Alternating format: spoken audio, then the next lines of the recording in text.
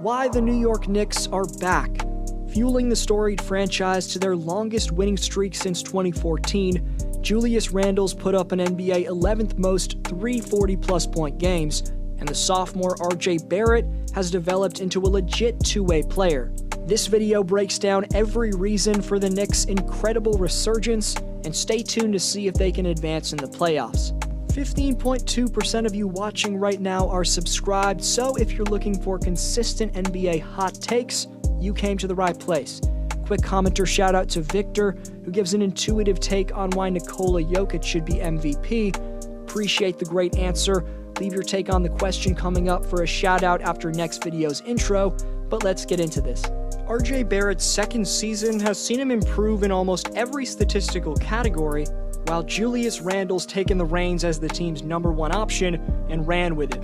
We'll get to New York's elite bench backcourt of Derrick Rose and the shockingly impressive rookie Immanuel Quickley, but first, some respect has to be given to the Knicks' top two options, who I just mentioned. The former Laker lottery pick Julius Randle has morphed into a perimeter scoring menace, as this man has Knicks fans chanting MVP every time he steps to the free throw line. Not just any players built to perform under the pressure that comes along with playing in the mecca of basketball, but Julius has stepped up to the moment and has returned the Knicks to their winning ways that they had going in the early 2010s, and of course back in the 90s with Patrick Ewing. Averaging an NBA most 37.5 minutes per game, Julius has posted career highs across the board and been the main factor to New York having a 34-27 record and sitting 4th in the Eastern Conference as of this recording.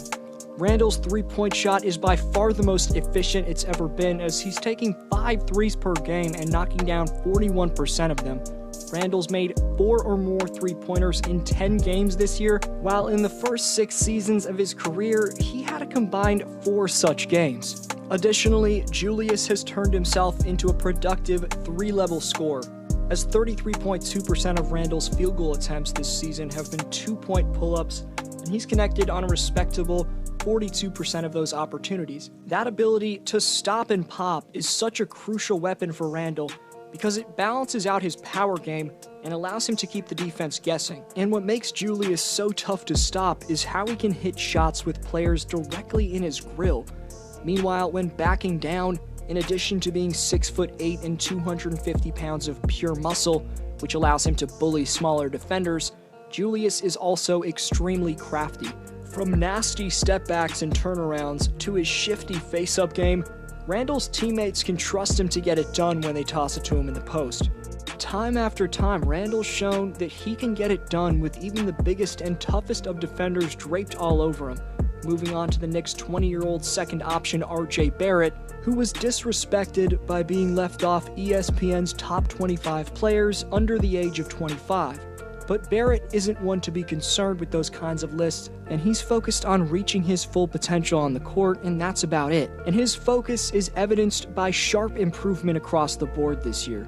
He and his former Duke teammate Zion Williamson are the only 2 players who are under 21 and posting a true shooting percentage of at least 50%. Another stat that highlights RJ's development is after scoring 20 or more points 13 total times in 56 games when he was a rookie and never reaching the 30-point mark, RJ has already posted 20 or more points 26 times in 60 games, and New York's 17-10 when Barrett scores at least 20. Barrett's scoring, efficiency, playmaking, and defensive all skyrocketed, which has been one of the biggest factors in the Knicks' success. Coming up, you'll see how far RJ and Julius can lead the Knicks in the playoffs.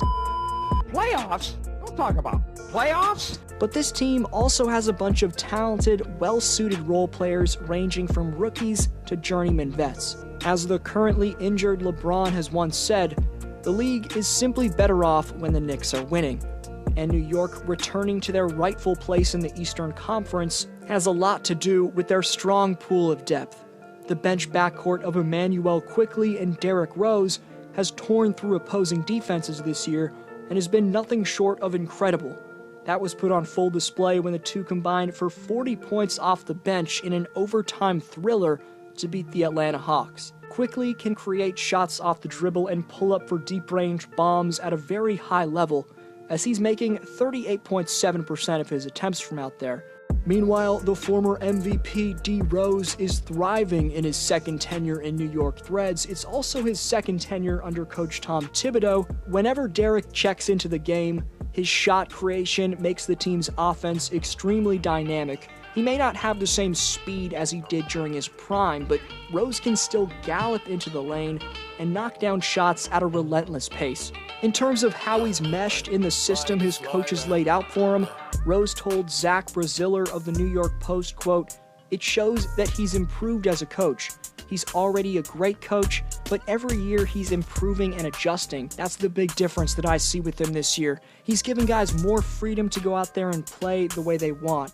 He's being positive on the court." That take from D. Rose was spot on because Tibbs is a Coach of the Year candidate, taking the Knicks from the dweller of the East into a playoff team. Without the roster changing over last offseason, Tom's taken the Knicks from the 13th ranked defense in 2019-20 to the 3rd ranked defense in 2021. He's gotten the most out of his top 2 options, and he's also gotten the most out of his former MVP in D. Rose. But one of the biggest luxuries for Tibbs has been the services provided by Nerlens Noel, who's been one of the best role players in the NBA.